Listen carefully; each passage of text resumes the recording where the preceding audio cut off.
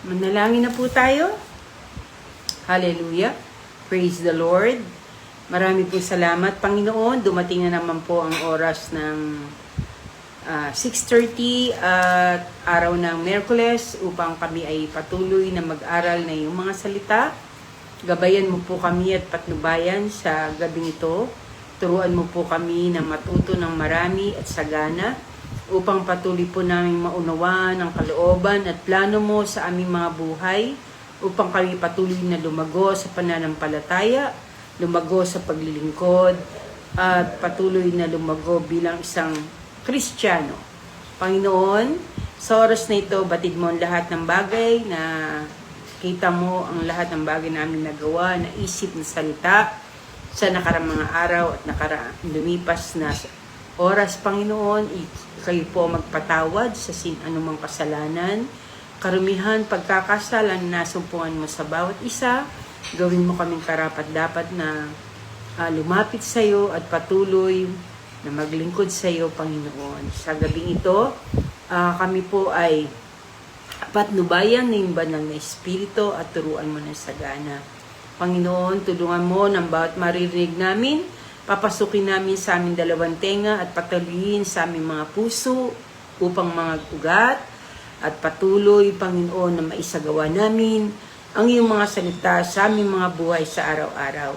Walhati sa iyo, Panginoon, at parangalay sumayo sa tanging pangalan ni Kristo Jesus. Ito po ang aming panalangin. Lahat po tayo magsabi ng Amen, Amen, Amen, Amen. Magandang gabi muli, no? Magandang gabi muli mga kapatid, sa mga ating viewers, bagong viewers, good evening po sa inyo lahat, no?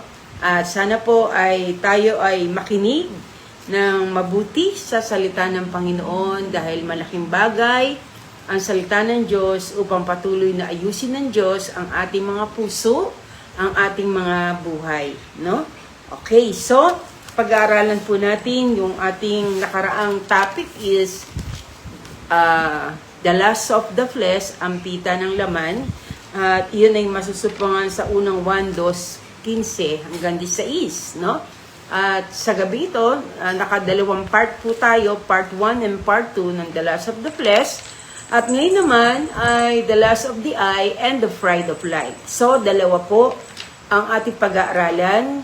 At nabanggit po natin na si Satan ay patuloy na nakakasingit, gumagawa sa isang tao, Kristiyano man o hindi, through sa tatlong bagay na ito o 3 areas na ito, no?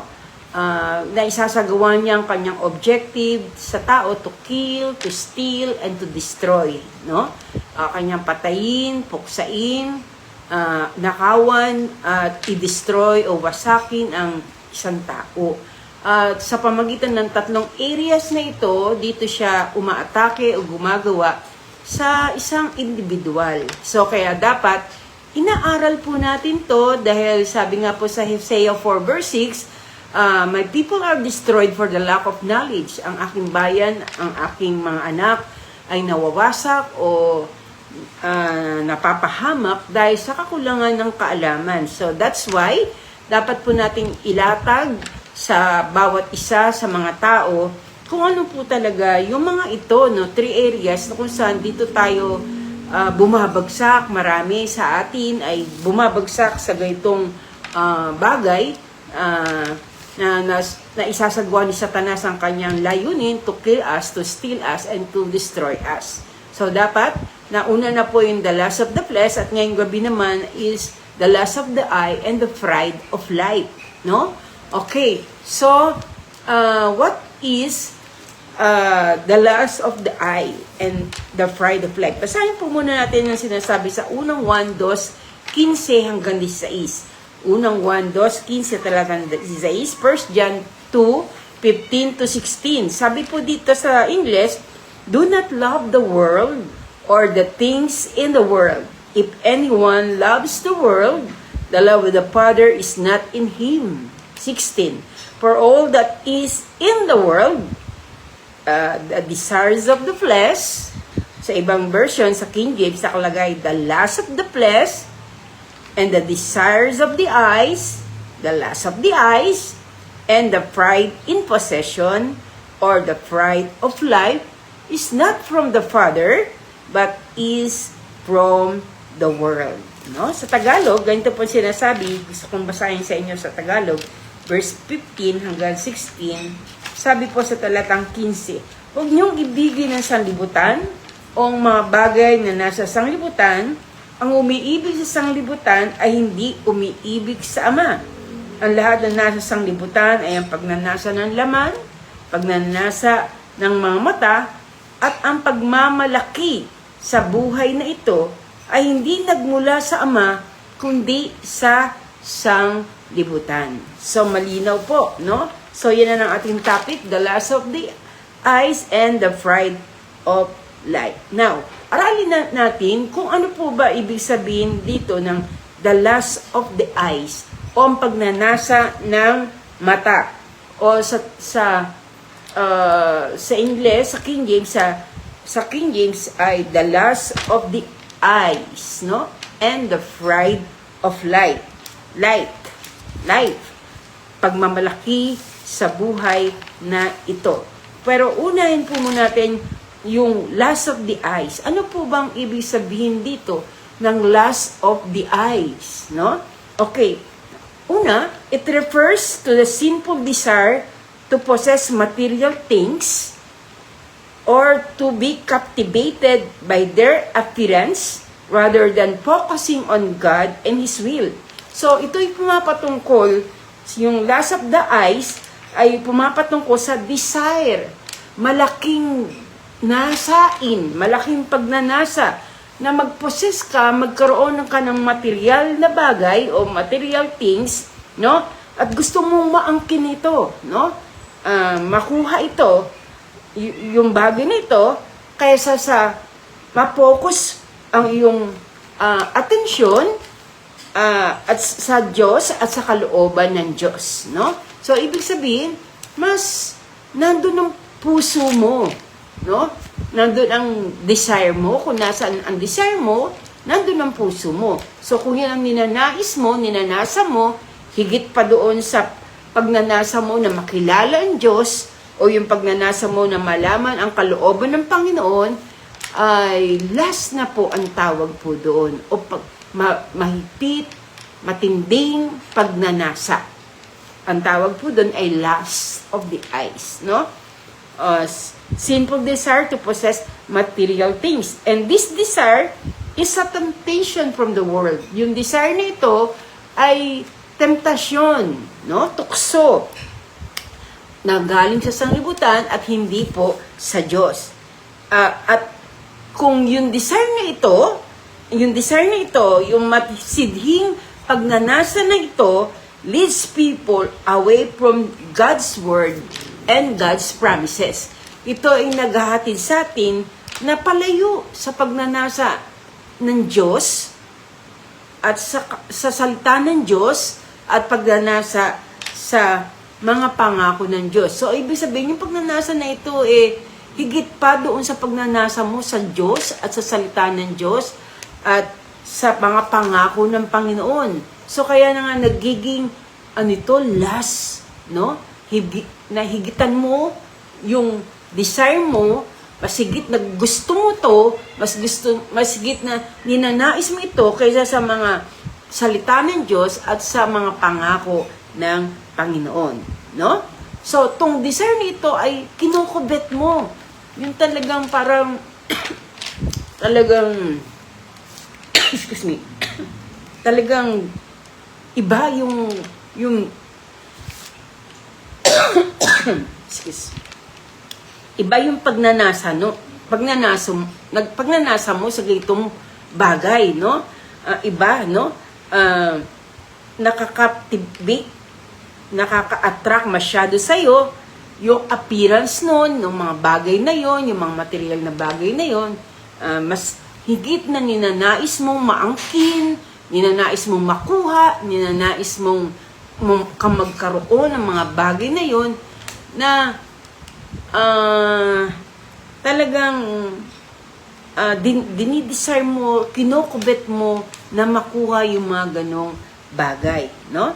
And this desire often manifests as a focus on money, possession, and other worldly things, no? So, yung malaking pagnanais na ito o na pagnanasa na ito ay namamanifest dahil nakapokus, nahahayag dahil nakapokus ang iyong sarili, ang iyong mata, ang iyong atensyon, ang iyong panahon sa pera, sa posisyon o possession, sa mga bagay na gustong sumaiyo, at mga bagay na nasa sanglibutan, no?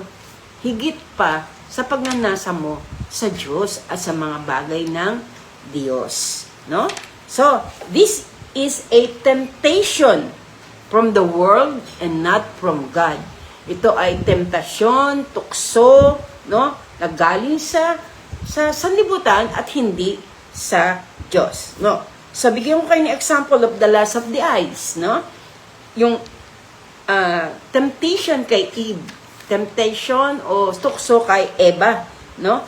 Na yung pinakita ni Satanas na ang bunga ng punong kahoy na pinagbabawal ng Diyos ay napakasarap, napakaganda sa mata, masarap kanin, no? Na, 'di ba? Yung tingin pa lang nabibighani ka na, gustong-gusto mo nang maangkin, no? Yun yung ito yung temptation kay Eve, no? At nahatid siya sa pagpitas ng bunga ng punong kahoy na pinagbabawal ng Diyos. Na bagamat sinabi ng Diyos sa kanila na huwag niyong kakanin yung bunga ng punong kahoy na yan. Dahil pag kinain niyo yan, tiyak kayong mamamatay. No? So, niwalang bahala nila yung salita ng Diyos, yung utos ng Diyos, yung kaisa-isang bawal, pinagbawal ng Diyos sa panahon niyaon, na isa lang ang inutos sa kanila na wag. Lahat ng punong naroroon sa halamanan, kung yun ay 1,000 trees, pwede nilang makain yung 999. Isa lang ang pinagbawal ng Diyos sa kanila na wag nilang kanin. Yung bunga ng punong kahoy na pagkakilala sa mabuti at masama. No? Pero ang sabi nga ng iba, kung ano daw ang bawal, yun ang masarap. Kung ano daw yung pinagbabawal, yung hindi dapat, yun daw po ang masarap. Kaya ano ginawa nitong si Eva? Nadaya siya, no? So, nahulog siya sa tukso ng Satanas at pinitas yung bunga ng punong kahoy na pinagbabawal ng Diyos at sila ay nahulog sa kasalanan, no? Ang pangunahing pagkakasala na nagawa ni Eva at ni Adan ay hindi lang disobedient, yung pagsuway sa Diyos, hindi lang yung pagsuway sa Diyos, kundi yung desire for more, the lust, yung desire niyang mabuti, ninais niyang mabuti. Dahil, ang sabi ni Satanas, pag kinain niya yan, magiging parang Diyos kayo. So, yung parang kagaya ni Lucifer na gusto niyang maging kagaya ng Diyos. Dinisire din ni Eva at ni Adan na maging kagaya sila ng Diyos. No? So, nahulog sila sa tukso at sila'y nagkasala. No? Pangalawa, na example ng lust of the eyes, no? So, si Satan use worldly things, ginamit niya yung mga bagay na ng sanglibutan, no? Para itempt niya, tuksuhin niya ang ating Panginoong Jesucristo. No? Ito yung nasulat sa Mateo 4 na alam natin nakagagaling lang ni Jesus sa fasting. Marami siyang sinabi kay Jesus na tinempt niya na akala niya ay matutukso niya ang Panginoon. Pero iningatan ng Panginoon ang kanyang sarili dahil alam niya hindi siya dapat magkasala dahil kailangan niyang tayo ay iligtas sa ating mga kasalanan at iligtas sa impyerno ng apoy. So ano ginawa ni Satanas? No? Ang sabi, gawin mong tinapay ang batong ito. Pero ano ang sagot ni Jesus? Nasusulat. Ano ang sabi ng Panginoon? Hindi sa tinapay lamang nabubuhay ang tao, kundi sa bawat salitang lumalabas sa bibig ng Diyos. No? So, sabi pa nga niya sa bandang huli, tingnan mo ang sanglibutan na napakaganda. Lahat ng yan ay ibibigay ko sa iyo, sambahin mo lang ako. No? So, pero ang sagot ng ating Panginoon Jesus, nasusulat sa Panginoong Diyos, sasamba ka at siya lang ang iyong paglilingkuran. No? So, ginamit ni Satan yung lust of the eye, no? Yung pita ng mata na ninanais niya na ginawa niya yun kay Eva at natukso si Eva at si Adan.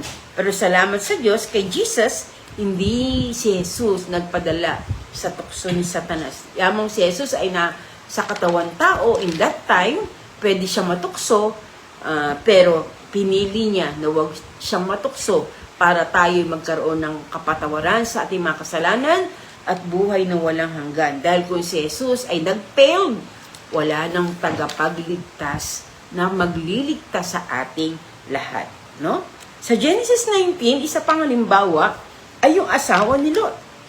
Nang sobra na ang kasamaan ng tao sa mundo, marami na mga tao na talagang ubod na sa sama, na hanggang sa mga araw na ito, na parang ganito sa ating kaarawan, na maraming tao na mas masasama, no?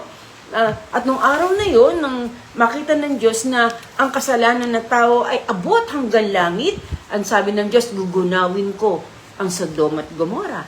Pero bago gunawin ng Diyos ang Sodom at Gomora, pinaalam niya ito sa kanyang anak na si Abraham. No? Pero ang ginawa ni Abraham, namagitan siya sa Diyos, nanalangin siya.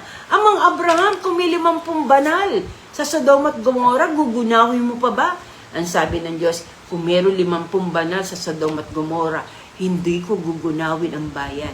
Hanggang sa 40, 30, 20, hanggang sa 10, sabi ni Abraham, Panginoon, pagbigyan mo po ako, huli na lang. 10 banal, kung meron 10 banal sa Sodom at Gomora, gugunawin mo po ba ang bayan? Pero ang sabi ng Panginoon, hindi ko gugunawin kung meron 10 banal.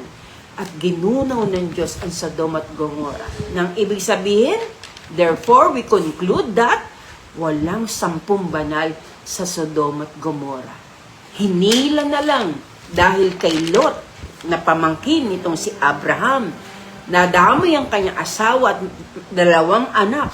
Hinila na lang sila para lumabas sa bayan at hindi madamay sa parusa o sa judgment ng Lord.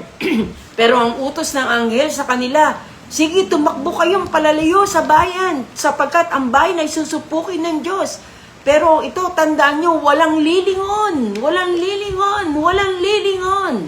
Pero ang asawa ni Lot, dahil nakita niya, naku po, yung aming bahay na napangganda, nasusunog.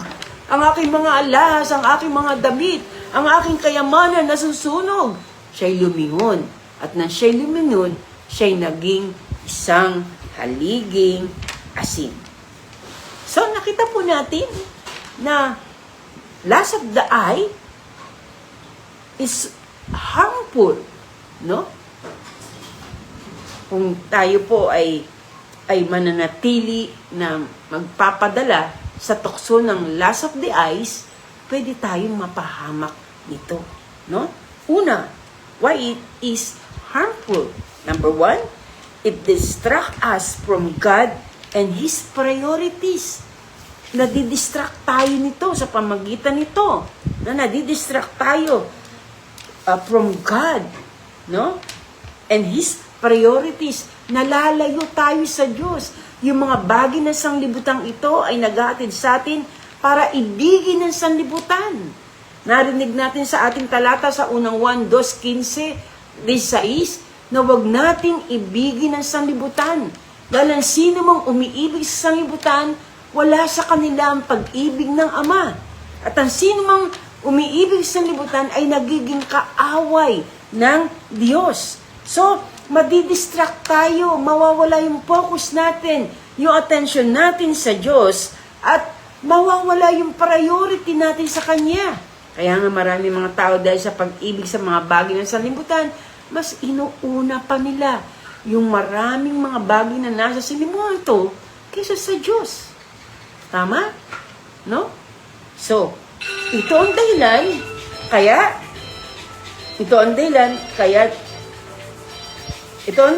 kaya dapat nating iwasan ng lust of the eyes. Number 2, and it can lead to greed and lack of contentment. Nahatid tayo na maging greed. Masyadong, sa Tagalog yung greed? Yung greed, yung para bang gusto mo makuha, maangkin. Yon. Gusto mo na greed.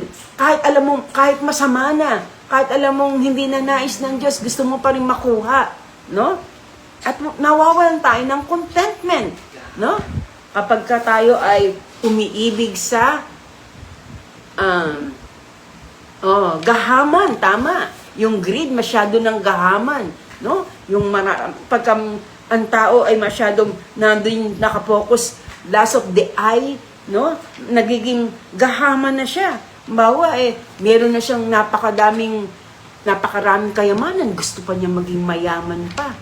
Pagiging gahaman na ang tawag doon, no? At nawawalan siya ng kakontentuhan sa buhay.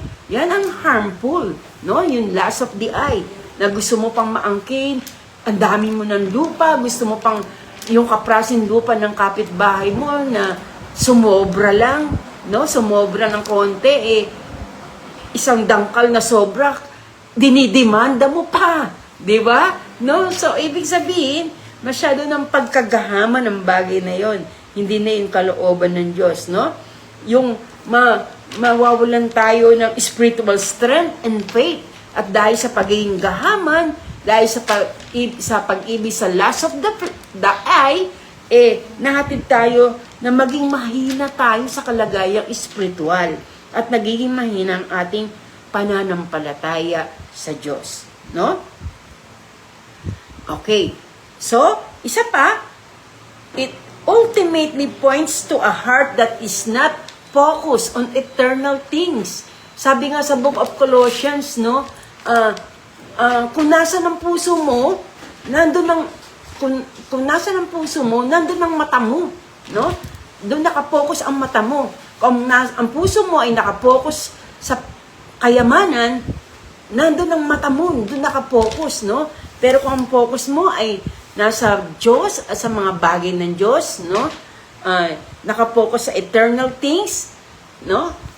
Kaysa sa mga tinatawag na pleasure of this world, yung mga kalayawan ng sanlibutan ito, no?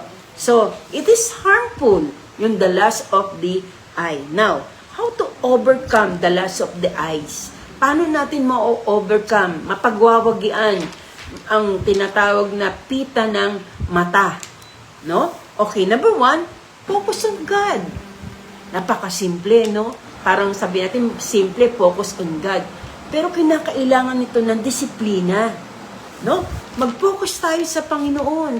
No? Sabi nga sa Colossians 3, sabi, focus on the things, do not focus your mind, your attention on the things of this world. Ihahatid lang na tayo sa kapahamakan. But focus our eyes on Jesus, sa ating Panginoon. Natin ibigay ang ating mga mata, doon tayo mag-focus. Focus on God. Turn your attention to God's Word. No? Ibigin natin ang Diyos. Ibigin natin ang salita ng Diyos.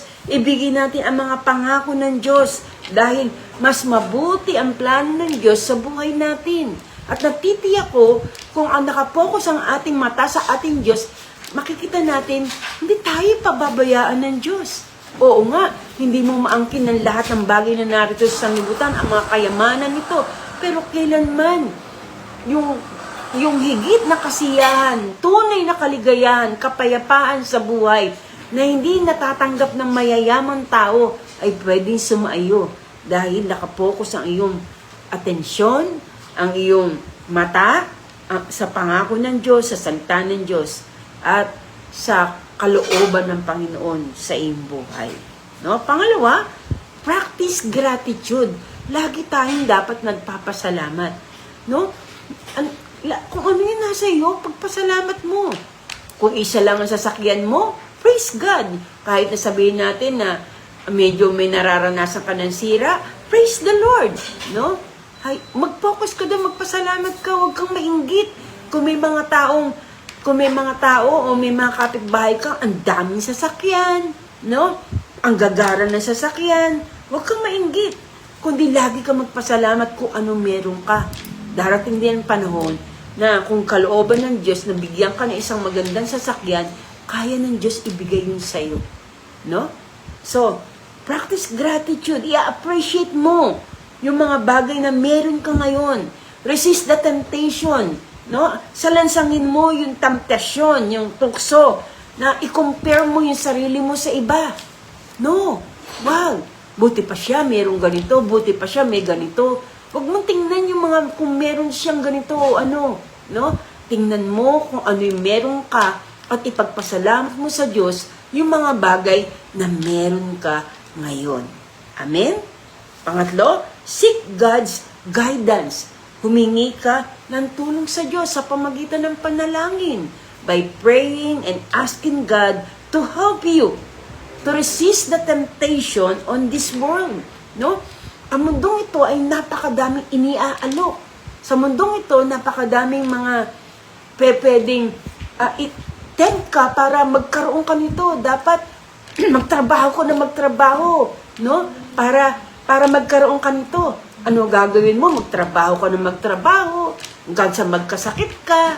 Diba? Dapat hindi. Kalmado ka lang. No?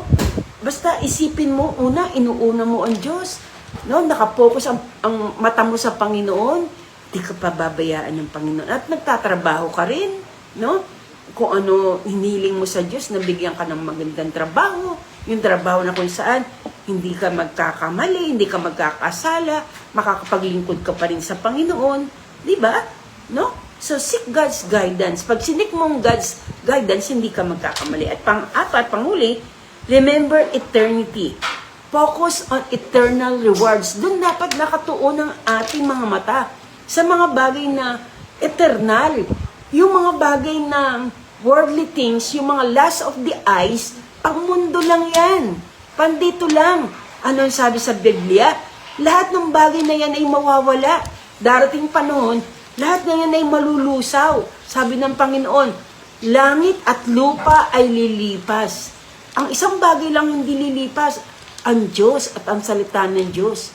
Kung meron tayong pananampalataya sa Diyos at meron tayong salita ng Diyos, ito yung mananatili na hindi maagaw, hindi mawawala, hindi mananakaw sa atin. No? So, focus on eternal rewards, no? That awaits, na naghihintay sa bawat isa na nagsisiibig sa Kanya at yung bawat isa na sumusunod sa Kanya. Tandaan nyo, hindi walang kabuluhan yung mga ginagawa natin ditong pag-una sa Diyos. Hindi walang kabuluhan yung ginagawa natin pag-focus ng ating mga mata sa Diyos, hindi sa lust of the flesh, at hindi sa lust of the eyes, at hindi sa pride of life. Dahil ang lahat ng ito ay may reward na nakaabang sa atin. Ano sabi sa 1 John 2:17? Verse 17 ng unang 1-2, mawawala ang sanglibutan at ang lahat ng mga bagay na pinagnanasaan ng mga tao. Wow, biruin nyo, no? Sinabi niya talaga ng Panginoon na mawawala lahat yan. Lahat ng ninanasan ng tao, kayamanan, fame, no? Kasikatan, no? Lahat ng bagay ninanais ng tao, no? Mawawala lahat yan. Yung ganda, yung katanyagan, mawawala lahat yan. Sabi, mawawala lahat ng sanibutan, lahat ng mga bagay na pinagnanasaan ng mga tao. Ngunit, ang mga sumusunod sa kalooban ng Diyos ay mabubuhay magpakailan paman. So, ito nga yung hindi mawawala, no? Yung tayo sumusunod sa Diyos at sa kanyang mga kalooban. Mananatili to. Madadala natin to eternal hanggang sa langit. So, dapat itong ibigin natin, no? So, tapos na tayo sa The Last of the Eye, dako naman tayo sa Pride of Life. Sinama ko na nga dito yung Pride of Life dahil maikli lang naman to, no? So, ano yung Pride of Life? Ito nagre-refer to the ungodly desire for self-glory, status, and power, often seen as a form of worldly temptation. Itong ibig sabihin ng pride of life o sa Tagalog ay kapalaluan sa buhay, no? Ungodly desire for self-glory. Yung gusto mo, ikaw ang natataas. Yung gusto mo, ikaw ang nasisunod. Kinakailangan yung status mo, mataas ka. Kinakailangan may kapangyarihan ka. Dapat hindi ka madaig. Dapat hindi ka matalo, no? So, ito isang temptasyon sa tao, no? Ang lakas ng hatak ng temptasyon ito. Kagaya nga, yung sinasabing road rage na yan, di ba? Ano ang dahilan bakit maraming nagkakaroon ng problema sa daan, nagbabarilan, nagpapatayin sa daan? Kasi ayaw nilang magpatalo. Ayaw nilang malamangan sila o maunahan sila. No? So, pride of life yan. No? Yan ay kapalaluan. No? Kaya maraming napapahamak dahil sa tinatawag na kapalaluan. It encompasses various forms of pride. Ito po yung mga iba't ibang forma ng pride, including boasting, pagmamayabang, arrogance, pagmamalaki, pagmamataas, excessive focus on personal achievement. Yung nakapokus yung mata mo sa mga bagay na natanggap mo. Ako ay ganito, ako ay manager, ako ay boss, ako ay may-ari ng ganito, ako ay may ganitong posisyon, ako ay mayor, ako ay ganito, ako ay sikat, ganon, no? Ako ay vlogger, yan, pati pagiging vlog, nagiging mayabang na rin ng iba dahil sikat sila, no? Ultimately, it is a sin that leads people to seek glory from themselves instead of God. Hinahanap nila na sila ang papurihan, mabigyan ng kalwatian, hindi ang Diyos, no? Kaya natutuwa ako sa mga tao na ibinibigay ang Diyos ang kapurihan sa Diyos. Pag may na-achieve sila, pag nagka-graduate sila, nagkaroon sila ng award, nasama sila sa top 10, naging summa cum laude sila, naging valedictorian sila, sinasabi na, glory to God. Sinasama nila ang Diyos sa katagumpayan sa kanilang buhay. Pero yung mga tao na gusto nila na sila ang naitatanyag, itataas, pride of life ang tawag dyan. Sabi sa verse 16, and the pride of life are not from the Father, but are of the world. No? So yung Bible, yung verse na ito sa Bible, hinighlight po dito yung danger o yung kapanganiban ng worldly desire, no? That can lead individual astray from God's will. Na nalalayo tayo dun sa kalooban ng Panginoon, no? Pangalawa, no? So,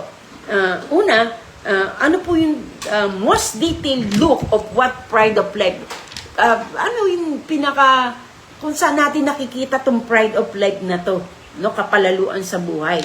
Una, boasting and self-glory, no? Seeking attention, admiration for one's achievement or possession rather than acknowledging God's grace. Yun na nga yung pinaliwanag ko kanina.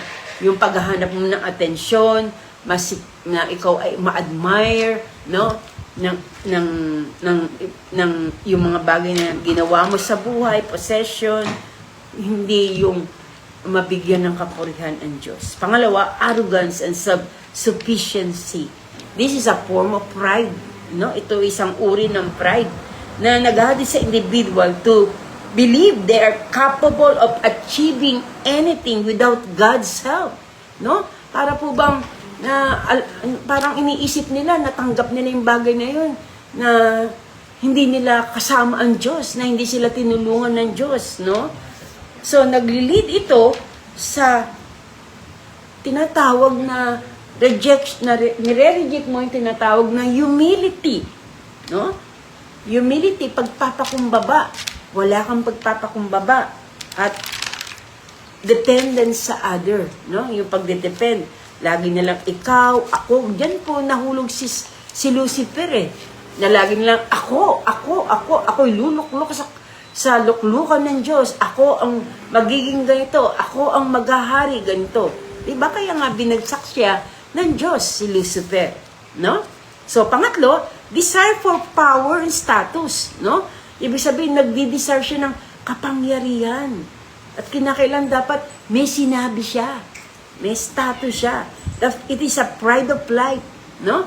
Nagmamanifesto ng longing for control. Yung gusto mo, ikaw ang nagko-control. Ikaw ang nagmamaneho ng lahat. Gusto mo, ikaw na susunod, dominante. No? Yung gusto mo magkaroon ng authority, kapangyarihan. No? Even to the expense of other. No? Or God's glory. No? So, delikado po yun. Hindi po tayo marunong magpakumbaba, no?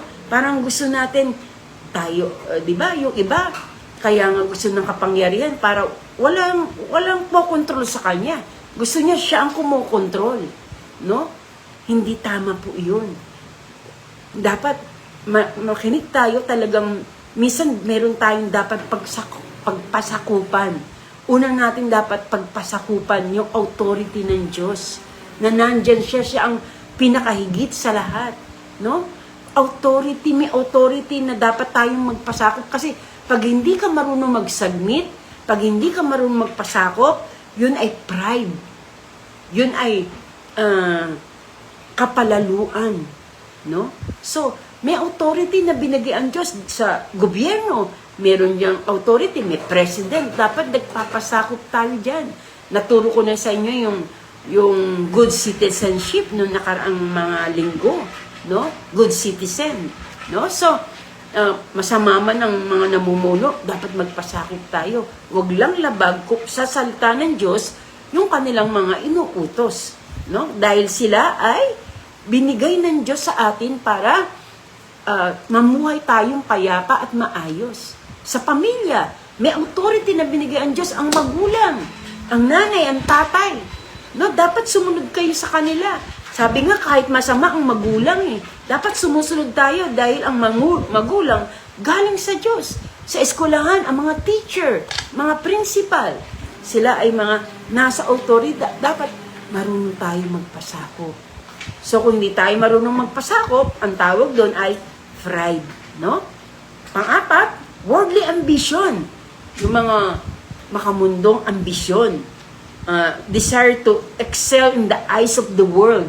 Yung gusto mong maging mataas ka sa mundong ito. Gusto mong tingalain ka ng mga tao. Gusto mong sabihin ng gusto mong magpa-impress sa mga tao. No? No, hindi. Hindi dahil kaya gusto mong ma-achieve yan, dahil gusto mong magpa-impress. No. Dapat hindi. Para lang sa kalwatian ng Diyos. Lord, kaya ako gustong maabot to, yung pangarap ko nito, para sa iyong kapurihan, sa iyong kalwatian, para lalo pa akong maggamit mo sa iyong kapurihan at kalwatian, no? Kasi, kapag yung ganito ang ambition mo, yung worldly ambition, naglilid to para sa competitive, yung nakikipag-compete ka, at self-centered behavior. Lagi ka na lang nakatingin sa iyong sarili. No? So, ang Bible, it consistently condemns pride as a destructive force that can lead to spiritual and emotional harm. Kinukondima ito ng Biblia, yung pride. Dahil ito po ay destructive. Nakaka-distract sa atin, no? Sa ating spiritual at emotional realm, no? Kaya, napakapanganib. And it is also a sin cause individuals to fall into self-deception. No? Naghatid to para tayo ay ma-deceive ng ating mga sarili. No? Hindi tayo pwedeng nami-miss out natin yung blessing of humility. Yung basbas ng Diyos sa mga mapagkumbaba. Sabi nga ng Diyos, ang mga mapagmataas ay binabagsak niya. Datapot, ang mga mapagkumbaba ay itinataas naman niya. So, nami-miss out natin yung blessing na to. Kung hindi tayo, kung ang gumagana sa atin ay pride, yung kapalaluan sa buhay, no? So, next, the pride of life is a form of idolatry. Parang mahal na mahal mo yung sarili mo. Gusto mo laging nasa mataas na posisyon, gusto mo laging sikat, gusto mo laging ikaw nasusunod, no? So, it is a form of idolatry na yung bawat individual na nagdanais nito ay naghahatid sa kanya na dinidesire niya yung ganung posisyon rather than God. Sabi nga, dapat ang kapurihan lagi sa Diyos no? Hindi yun sa ating mga sarili. Wala tayong magagawa na hindi natin magagawa kung hindi tayo pinulungan ng Diyos. Kristiyano man o unbeliever, tandaan mo lahat ng bagay galing sa Kanya, tulong yun ng Panginoon. Kung ikaw ay nagsikap, Diyos pa rin nagbibigay sa iyo ng kalakasan ng katawan para makapagsikap ka. No? Ang Diyos nagbibigay ng kalakasan ng katawan. Wala kang sakit, wala kang karamdaman, no? So, kailangan po natin pagpapakumbaba at lagi tayong nakarely doon sa grace o sa grasya ng Diyos. Lagi mo sinasabi, Lord, kailangan ko ang grasya mo. Kailangan ko ang biyaya mo. Magagawa ko to dahil sa tulong mo, no? So, living a life na nire-reflect natin ang pag-ibig ng Diyos, ang value ng Lord, ang grace ng Lord, na dahil sa Kanya, kaya lang natin nagagawa ito.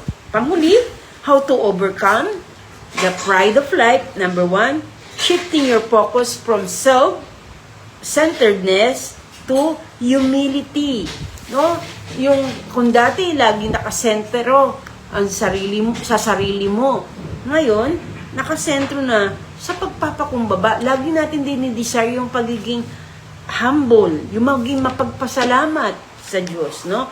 Willingness to serve other, yung makapaglingkod sa Diyos. Yung mga taong hindi marunong maglingkod sa kapwa, hindi marunong magbigay ng tulong sa kapwa, yung mga taong ma-pride. Pero kung tayo, handa tayo magparaya, handa tayong tumulong sa kapwa natin, wala na tayong pride, no? So, mababago tayo. Lahat tayo dumaan dyan dahil tayo'y makasalanan. Ang nature ng tao ay makasalanan. Lahat tayo dumaan sa lust of the flesh, lust of the eyes, and the pride of life. Dahil lahat ng tao ay makasalanan. Pero pag nasa atin si Kristo, binabago tayo ng ating Panginoon, no? So, dapat, pangalawa, i-recognize mo lang, i-acknowledge mo lang, Lord, pasensya na, patawad po, mayabang ako. Pasensya na, Panginoon, kung ako'y naging ma-pride, ina-admit ko, kailangan ko ang tulong sa'yo, kailangan ko ang tulong mo, tulungan mo po ako magpakumbaba. Tulungan mo po mawala sa akin pagiging pride, o arrogante, mayabang, no? Yung mawala sa akin pagiging dominante. Lord, alisin mo po sa akin to. So, pag nirecognize natin at humingi tayo ng tulong sa Diyos, tutulungan tayo ng Panginoon. No? Pangatlo, practice humility. No? Dapat, pinapractice natin yung pagpapakumbaba. No? See yourself as a servant. Lagi natin tingnan ang sarili natin na tayo ay lingkod. Sabi nga sa Bible at sa isang kanta sabi, if you want to be great in God's kingdom, learn to be the servant of all. Kung gusto mo raw maging dakila sa kaharian ng Diyos, mag-aral ka maging lingkod ng lahat. Learn to be the servant of all. Dapat marunong kang maglingkod din sa iba. Marunong kang tumulong sa iba. Magkaroon ng contribution, no? Makipag-contribute ka. Ano magagawa ko para matulungan kayo? No? Kasi pag hindi, pride po yun. Tandaan po natin. No? At pangapat, cultivate gratitude. Lagi tayo magpasalamat. Lagi tayo nakafocus sa tinatawag na blessing sa buhay natin. Kasi, alam nyo, marami ng biyaya at pagpapala ang Diyos na binibigay sa atin Yung hindi mo lang nakikita kasi nakatingin ka sa ibang pagpapala. Pero kung magpapasalamat ka sa Diyos at titingnan mo yung sarili mo, marami ka palang blessing. Marami palang pagpapala na binibigay ang Diyos sa'yo. So, focus sa lahat ng mga blessing na dumadating sa buhay natin. At kung gano'n ang mangyayari, magpapasalamat ka lagi sa Diyos, no? Engage in service, kagaya sinabi ko. Actively serve one another. Maglingkuran tayo sa isa. Huwag laging ideya natin laging ako lang dapat paglingkuran. Ako lang dapat ang ganito. Ako lang dapat masunod. Ako lang dapat ang intindihin mo. Ako lang dapat ang unawain mo. Diba? Ang road, dalawahan yan. Nakikita kayo sa gitna. Hindi lang dapat ikaw ang nagbibigay. Hindi lang dapat ikaw ang sumisiksik. Hindi lang ikaw ang dapat nag-overtake. No? Dapat nagbibigayan. Ganun din. Mawawala yung pride of life kung pareho-parehong nagbibigayan. Sa parte man ng buhay, kahit sa daan man yan. No? Kahit saan man bahagi ng buhay natin, kung nagbibigayan tayo, nawawala yung tinatawag na pride of life. No? Maging accountable tayo. Ibig sabihin na accountable, seek accountability. Dapat meron kang tao na mentor o meron kang sinasabihan na individual na, uy, tuwirin mo nga ako pag nakikita mong mayabang ako, di ba? Kaya nga, kung merong mga tumutuwid sa inyo, magpasalamat kayo. Kung may tumutuwid sa inyo, kung may nagsasabi sa iyo, hindi maganda yung ugali mo, mali yan, mapagmataas ka, dominante ka, magpasalamat ka kasi hindi mo nakikita yung minsan yung diferensya mo. Diba? No? So, at ginagawa nila yun dahil sa pagmamahal, dahil ayaw nilang yung iba pa ang pumuna sa iyo. No? Kung pinupuno ka ng magulang mo, huwag kang maggalit sa kanya. Dahil ibig sabihin, gusto niya na linisin ka, ayusin ka. Na kung lumabas ka man, kung mag-asawa ka man, no, hindi ka pipintasan ng iba, no? Naunawaan po ba natin 'yon? So, pangpito, pray for transformation. Manalangin ka, Lord, baguhin mo po ako. Hindi ko kayang baguhin sarili ko, pero alam ko kayang-kaya mo akong baguhin, Panginoon. Jesus Christ is the great transformer. Siya po ang nagbibigay ng pagbabago. Kung tayo po'y magpapakumbaba at aaminin natin yung dapat nating aminin sa kanyang harapan. So, study the Word of God. Mag-aral tayo ng salita ng Diyos dahil ang salita ng Diyos ang nagbabago ng ating buhay. Pang-siyam, practice listening. Listen to others. No? Makinig ka sa iba. Makinig ka sa mga taong tumituwid sa iyo, tumutulong sa iyo para ayusin ang iyong ugali, ang iyong sarili, no? Listen to them, no? At panghuli, confess and repent. Mag-confess ka, siyasatin mo yung sarili, at humingi ka ng tawad sa Diyos, magpakumbaba ka, at humingi ka ng tawad sa Diyos, at papatawarin ka ng ating Panginoon. Yun po. Yun lang po, mga kapatid. Siguro naman, naintindihan nyo mabuti dahil napakalinaw ng aking shinare, no? At yan po ay may Ingles, may Tagalog, naintindihan natin mabuti, no? So, wag pasok dito, labas dito, kundi pagpasok sa kaliwang tenga at kanang tenga, papasukin natin sa ating mga puso at magpabago tayo sa ating Panginoon. Amen? Manalangin po tayo. Praise God. Maraming salamat po, Ama. Lalo na ngayon, pinagdiriwang namin ang Holy Week. Lord, binubulay-bulay namin yung ginawa mong pagpapasakit sa krus ng Kalbaryo na dahil sa ganitong paraan at bagay ay nagkaroon kami ng kapatawaran sa aming mga kasalanan. Alam namin kaming makasalanan at noong unang panahon nang hindi pa napapako si Jesus sa krus, mayabang kami, punong-puno kami ng lust of the flesh, lust of the eyes, and the pride of life.